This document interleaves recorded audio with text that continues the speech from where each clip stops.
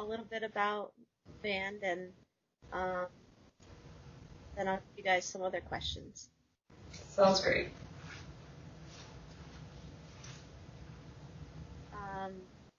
So, how did you guys first get started? Well, for me, the project has been ongoing or in the works for a few years now, 2 or 3 years. It started, the idea kind of came with my university studies. So it's been going the concept has been going around for quite a while, but then after graduating this year, I was able to really finally have time to do stuff with it. So we kind of just spearheaded that. But and then we found Jesse. So it's been on for about 2 or 3 years now in various stages and forms. So, I think a lot has happened over the pandemic and the last 6 months was when everything kind of came together. Yeah. Yeah, I've been searching for a band for a few years, and we found each other on Facebook groups, and they liked what I had, and it's been moving very fast since then. Yeah, exactly. Yeah. So how has things changed with the pandemic? Has your writing process and getting together become more difficult, or what is it like? So many things have changed with the pandemic, but for the writing process, initially back in April when we found Jesse, we were just doing stuff remotely. And we'd send him some of our demo songs, and he would send us back some of his demo recordings, and we would David and I would go in and kind of copy and paste what he sent us of his sound, of his vocals, to get like a rough idea. And I think that worked fairly well, to be honest. But now that you're able to kind of get together a little bit more, it's been a little bit easier. Like we finally got together, I think in July? No, June. June? Or July? It was June. Our first meeting was like the day before our recording session. Yeah, because we were able to finally get together in person. And we were finally able to go and just rent a jam space. And so we got together a day or two before we were going to the studio to professionally record the stuff. And that's when it was like, oh yes, we really do fit well in person together. So that was really good to have that solidify.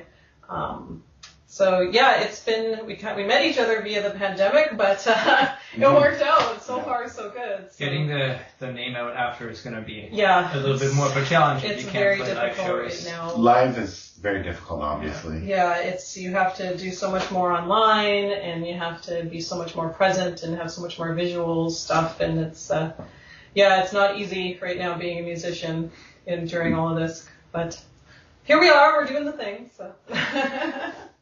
It's good for creativity. It is, yeah. So have you thought about streaming since you can't go out and put on a show, or have you thought about doing something like that? We have. I've had a few of my friends within this music scene here have asked about this project to do a stream, and I got asked in January, and I was like, yes, but we're not ready yet. We definitely have thought about that, and it's something we would like to figure out how to do within maybe the end of this year, give or take, depending on, and weather permitting, of course, because we probably do it outside. I've been doing DJ sets and things like that from home, and that's been going really well. So we definitely do the streaming thing, but we want to get the music out publicly first before the stream. And I'd love to have the stream to be outside. Yeah, that's a big thing, for it to be outside in the woods here, because there's some very beautiful places here in Vancouver, so it'd be really great to figure out the technical logistics of filming outside and having internet outside to stream. Yeah. Well, I definitely look forward to when you guys have that set up and everything, and I'll certainly put the word out when you guys know. Yeah, thank you. Yeah. So, are you all self-taught, or Have any of you taken music lessons or anything like that? Someone start. Go ahead. Mine's a Jesse, long one. Jesse, you start. Mine's a long one. Not me at all. Nothing. You did learn from Copy YouTube.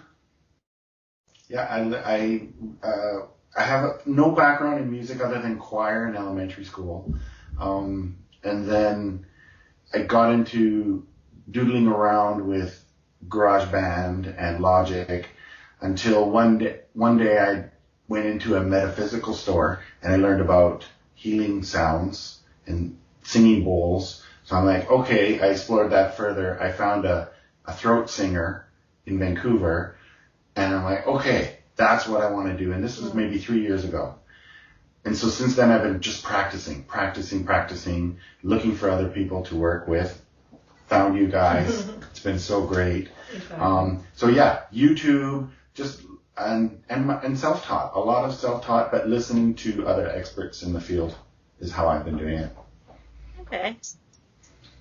Yeah, just quick. I did piano for a number of years, but eventually got more into the electronic music. We had an electronic music project before when we were still living in Calgary, so that was where everybody, we learned a lot during that time. It was a good time.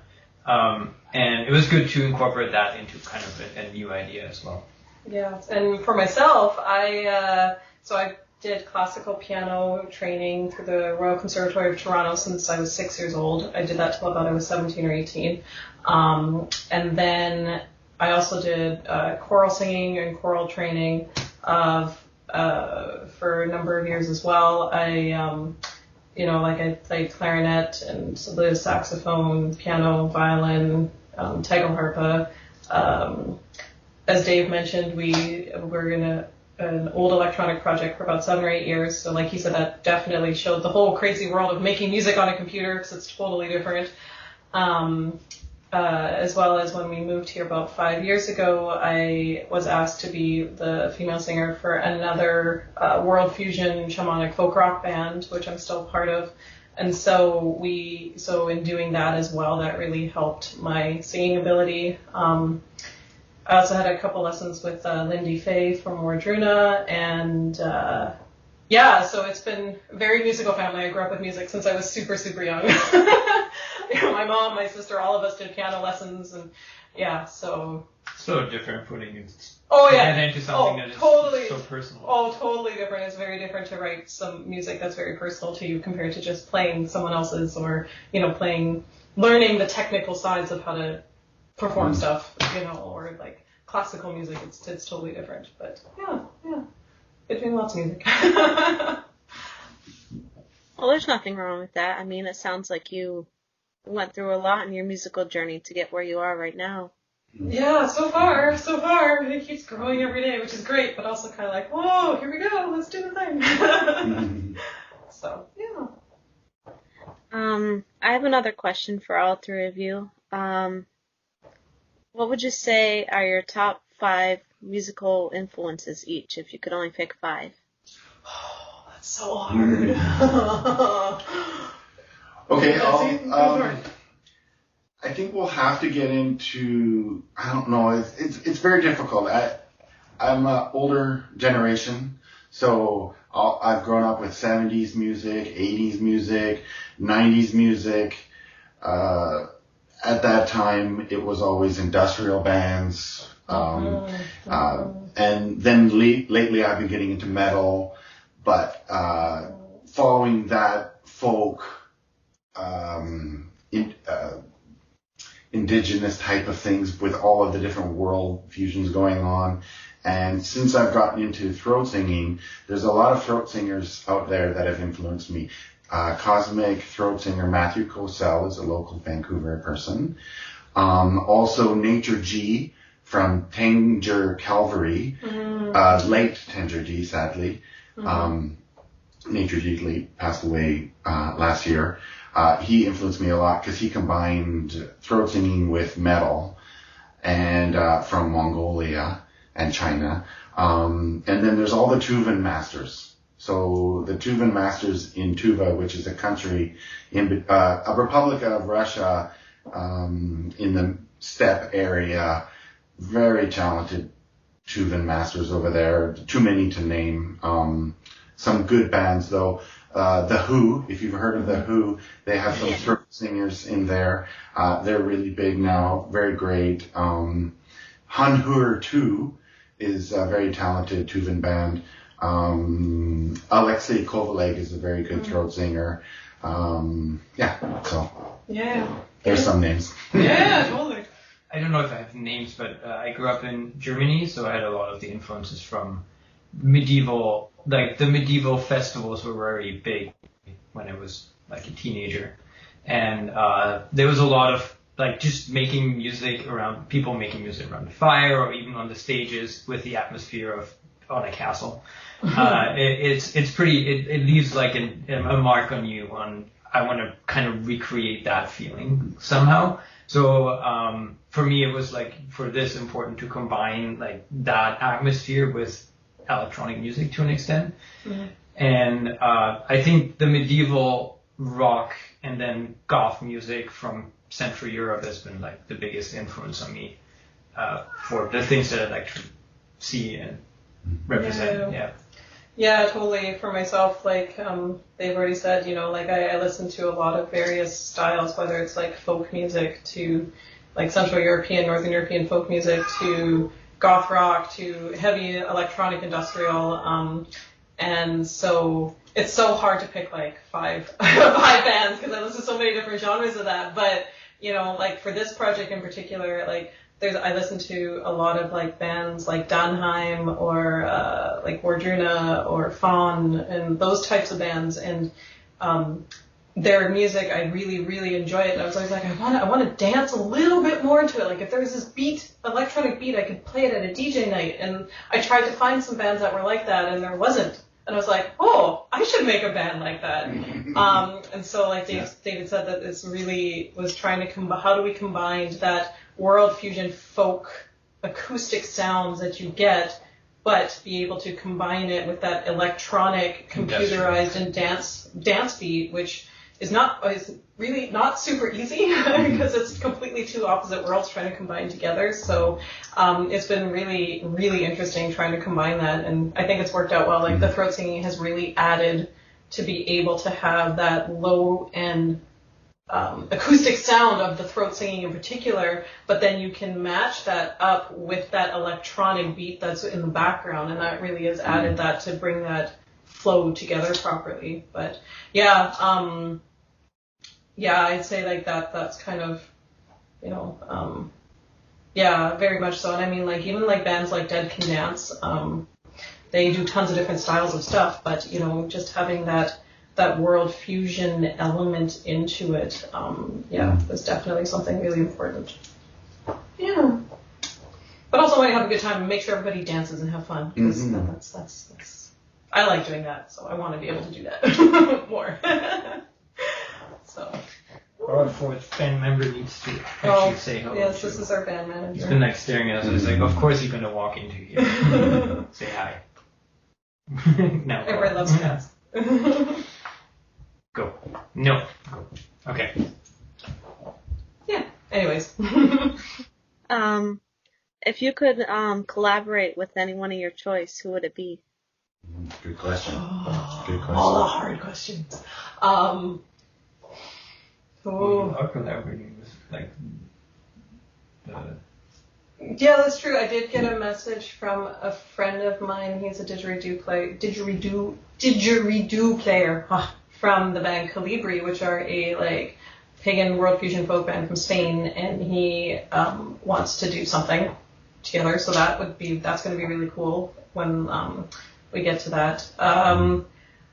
I honestly like I'd love to do something with like Danheim or Fawn or you know those folk bands, but to try and bring it a little more dancing, a little more industrial sounds into it, especially Danheim, because he does a lot of his stuff electronically too. And so I think it would, like when I listen to some of his music, I'm like, oh, you're so close, you're so almost there. So it'd be really cool to do something like that. One day when we're world famous. I mean, one of the collaborations we're doing right now is a good friend of ours, Scott Fox from Vardensphere, which is an industrial band from Edmonton. whose music I very like, and we've known each other for a long time.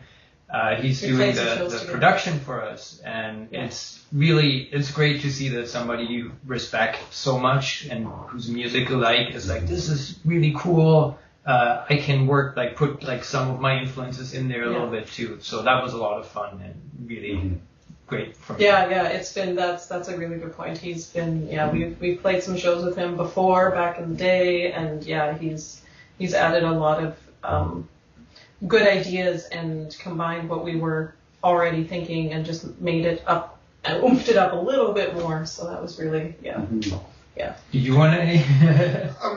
All I can say is there's a mystical side, I think, to music that we're trying to bring into it, right? So throat singing is an indigenous thing that's kept alive by certain cultures. So that's one of the reasons why I liked it. Like, for me, I like to focus on what we all have in common, not necessarily what separates us. So we were all originally from one tribe somewhere at some point, kind of thing. So humans, we gotta stick together. And as far as music is concerned, like any kind of natural instruments, we love to include in our music. So we have a lot of various instruments that you guys have that's quite old world styles, ancient peoples. So anything like that. Like, I know a taiko drummer, he would be fun to work with. Yeah, that'd be really cool. Other throat singers, or various jujujus. Totally. Yeah. Well, I think that'd be really cool because I know I'd have to say you guys are the first band I've ever seen use all the different kind of instruments and that kind of thing. It's something different. It's something new, and I think it'll really take off once the pandemic is over and things are better and exactly. Well, I appreciate that. It's been glad you like it. Yeah, it's been a few years of hard work, so we appreciate it. Yeah. So speaking of, the pandemic and everything, if everything's opened up next year and if everything goes well, and you guys could tour wherever you wanted to be, where would you want to go? The United States? Would you want to go to another country? No. Well, the first one right off the bat that's really close to David and ours heart is Terminus Festival in Calgary, Alberta, in Canada. It's one of the, I think it's right now, it's the only electronic industrial festival in Canada. And it's happened every year except for this year, unfortunately. Our old band played the first 2 years. Like, oh God, when did that start? 9 years ago. 9 years ago. And as someone, I'm originally from Calgary, and so to go back with this new project and to play there and to help support and promote what Chris and Dickens Pub are doing for the alternative scene, especially the side of in Canada, would be really, that would be really cool. Just to go there again, like, it was really see everybody. We always call it industrial summer camp. Because you go there every year and you see everybody from like the States and Canada and people from overseas, and it's just like this one big like tiny family that that we all get together with, and it would be really cool to have that happen again. I'd like to see Fairy Worlds. Yes, I would love to go to Fairy Worlds. Which is in Oregon. Right? I think it's in Oregon, yeah. I'd love to go down to Fairy Worlds. That would be really... If it's still there. I don't know what there's wildfires going on down there. I know. We're getting smoked out over here in Vancouver. It's really bad. It's very bad right now. Western America's fires are coming up north. Anyway. But yeah. I don't want to be bringing bad news into No. But Fairy Worlds, I mean... I'd love to, like, if we're going to say, if you can play anywhere, I would love to play at the Wave Gothic Treffen in Leipzig, Germany, the biggest, like, goth industrial festival, medieval, in the medieval markets there, a lot of the bands that we like, and Dave and I have been there a few times, and it would be amazing, to be able to play there. That would be awesome. Might be another couple of years. Yeah. That's like, start slow. Those are really big dreams. I just like to play some local shows. Let's be honest. I just want to play local shows again. maybe go back to Alberta and play some local shows there, and and see what happens. But yeah. Now I want to go to that festival. That sounds like, because I've never been to anything like that. I've been to concerts around here, and I'd say the two best people I saw were Kiss and Alice Cooper. Nice. Yeah. Yes, good call. Good old Alice Cooper. Yeah, it's. We should kind of see Alice Cooper. Yeah, right. Yes, but yeah, no, it's a really fun experience, and it's we have nothing but good things to say about Terminus Festival, and we hope that through everything that it'll continue to happen and persist, because it would be really sad to not be able to have that anymore. Yeah, so they need to have something like that in New York. Yeah. I mean, I know there's cold waves in Chicago, but. Who knows which one will come back. Exactly. Yeah. But yeah, it would be great. One day. Yeah. Well, I have one last question. I tried to save the best one for last, but I'd like to talk to you guys again when you have an update on what's going on, like maybe like an update video. Yeah. When you're about to, put something out or. Well, we do have some plans that we're working on right now. I'll share the plans. It's true. Yeah. So we're doing a next weekend. Next week. Yeah. Next weekend. It's coming up.